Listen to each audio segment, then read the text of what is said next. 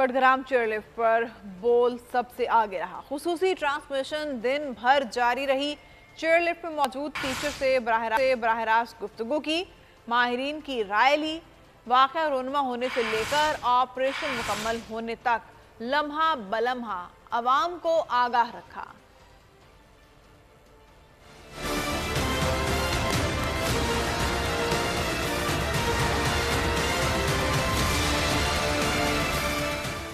सुबह 7:45 स्कूल जाने वाले बच्चे और असातिज़ा चेयर लिफ्ट में सवार हुए तो हौलनाक हादसा उनका मुंतज़िर था। बोल ने सबसे पहले आवाम को और इंतजामिया को जगाया, खबर से बर वक्त आगाह किया। 8 लोग इसमें शामिल हैं, जिसमें 6 तलबा और 2 असातिज़ा है जो कई घंटों से जमीन से कई 100 फीट बुलंदी पर। चेयर लिफ्ट में क्या सूरत हाल थी? चेयर लिफ्ट में मौजूद टीचर गुलफराज से बराह रास्त गुफ्तगू की। लोग बेहोश हो गए और दूसरा भी बेहोश हो रही है और हालात बहुत तशवीशनाक है। और रेस्क्यू ऑपरेशन से मुतालिक हर जावियों पर आला हुक्काम से गुफ्तगू की। खुसूसी ट्रांसमिशन में माहिरीन की राय भी ली गई। DOC खुद वहाँ पे मौजूद हैं और उन्होंने डिसाइड किया था कि रात भी हो जाए तो इंशाल्लाह हम अटेम्प्ट करते रहेंगे।